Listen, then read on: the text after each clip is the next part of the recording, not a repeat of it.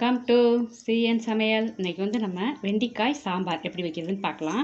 இதில் பார்த்தீங்கன்னா நான் 1/2 ஸ்பூன் அதாவது கடுகு, 1/4 ஸ்பூன் சோம்பு, அதை விட சும்மா 5-6 வந்து ஒரு 10 வெந்தயம் இருக்கும் எண்ணி, அவ்வளோதான். 2 கட்டி பெருங்காயம் போடுறேன். இது சட்டி பார்த்தீங்கன்னா வெண்டைக்காய் வதக்குனதில் அதிலே நான் எண்ணெய் ஊற்றிருக்கேங்க, வேறு ஒன்றும் இல்லை. நம்ம ஏற்கனவே வெண்டைக்காய் மண்டி போட்டிருக்கோம் இல்லைங்களா, அந்த மாதிரி தான் வெண்டைக்காயை வதக்கி எடுத்துக்கிறணும். நான் அதனால தான் இன்றைக்கி இதை காமிக்கலை. ஒரே இதாக காமிச்சிட்டே இருந்தோம்னா ரொம்ப லென்த்தாக போய்கிட்டு இருக்கும் வீடியோ.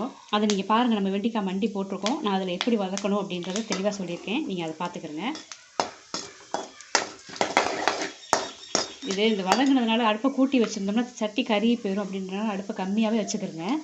தாளிக்கிறதுக்கு போட்டதுக்கப்புறம் வேணால் கூட்டிக்கலாம். பார்த்தீங்களா, அதுக்கு கொஞ்சம் கூட்டினே இப்போ கருக ஆரம்பிச்சிடும். இப்போ இதில் பார்த்தீங்கன்னா வெங்காயம், தக்காளி நறுக்கி வச்சுருக்கேன். அதாவது பெரிய சைஸ் தக்காளியாக இருந்தது அப்படின்னா 1 போட்டுக்கலாம்.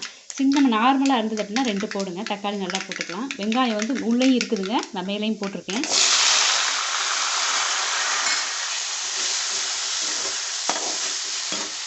ஒரு 10 சின்ன வெங்காயம் கட் பண்ணியிருப்பேன்.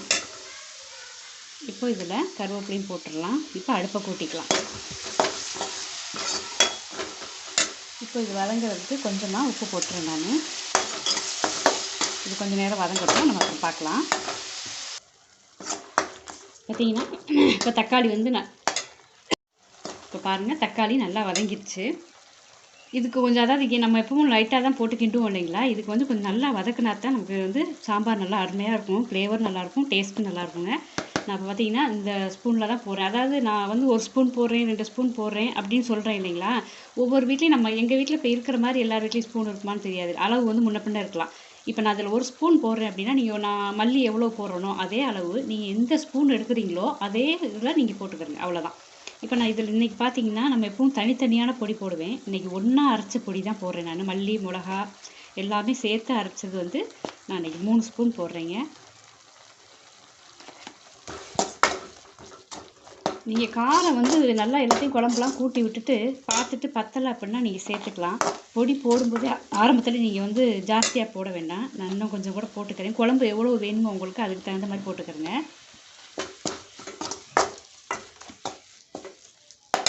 இப்போ இதில் பார்த்தீங்கன்னா புளி ஊற்றிடுறேன். புளி பார்த்தீங்கன்னா நல்லா எலுமிச்சம்பழம் அளவு எடுத்துக்கிறேங்க புளி, அப்போ தான் நல்லாயிருக்கும் டேஸ்ட். வந்து நல்லா பெரிய எலுமிச்சம்பழம் இருக்குது இல்லைங்களா, அந்த அளவு இல்லாமல் கொஞ்சம் அதாவது சின்ன நார்மலாக உள்ள மாதிரி நல்லா அதான் நார்மலாக உள்ள எலுமிச்சம்பழம் அளவு எடுத்துக்கிறேங்க. அப்போ தான் இந்த சாம்பார் வந்து நல்லாயிருக்கும்.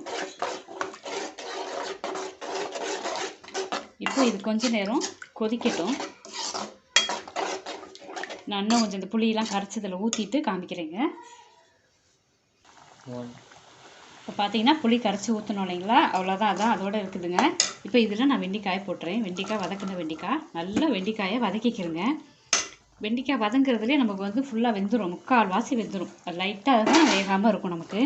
அந்த அளவுக்கு வெண்டைக்காய் வதக்கிக்கிட்டோம் அப்படின்னா நமக்கு வந்து சாம்பார் என்ன பண்ணாலும் வந்து டேஸ்ட்டாக அருமையாக இருக்கும். இப்போ இதில் பார்த்தீங்கன்னா இங்கே பாருங்கள், நான் பருப்பு நல்லா அப்படி மலர்ந்து வேக வச்சுக்கிறேங்க. தண்ணியை பூரா அதில் முதல்ல இருத்துட்டு சூடு ஆறுனதுனால நான் கை வச்சு வடிக்கிறேங்க. இப்போ இந்த பருப்பை நல்லா கை வச்சு கரைச்சிக்கிறேங்க. கரைச்சிட்டு ஊற்றணும் அப்படின்னாவே நல்லாயிருக்கும் டேஸ்ட்டு. வந்து கை மணம்னு ஒன்று இருக்குது இல்லைங்களா, அந்த இது வந்து நல்லா பக்குவம் வரும், நல்லா இருக்குங்க. கை பக்குவம்னு சொல்லுவோம் இல்லைங்களா. பாருங்கள் நல்லா அதாவது மலர்ந்து நல்லா இது பண்ணதுனால கரைக்க நல்லா வந்துடுச்சு பாருங்கள். இந்த அளவுக்கு கரைச்சிட்டு இப்போ அதில் ஊற்றிடலாம். இப்போ இது ஊற்றுறதுக்கும் அந்த வெண்டைக்காய் வந்து கரெக்டாக அந்த இது வேகிற அதாவது கொஞ்சம் நேரத்தில் வெந்துடும் நமக்கு. வெண்டைக்காய் வேகிறது பார்த்தீங்கன்னா அந்த அடுப்பை போட்டுட்டு இந்த எண்ணெயெல்லாம் மிதந்து வர்ற அளவுக்கு வச்சிங்கன்னா போதும். அது கண்டிப்பாக வந்துடும் வெண்டைக்காய் வந்து.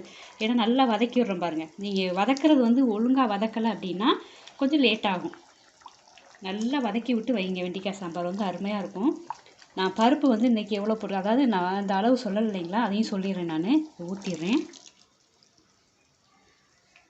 நான் தக்காளிலாம் முதல்ல நான் சொல்லிட்டேன் அளவு எவ்வளோ போட்டிருக்கேன் அப்படின்றத. 2 தக்காளி போட்டிருக்கேன், 10 சின்ன வெங்காயம் போட்டிருக்கேன். வெங்காயம் வந்து நீங்கள் இருந்தது அப்படின்னா இன்னும் ஜாஸ்தியாக கூட போடலாம், தப்பு இல்லைங்க.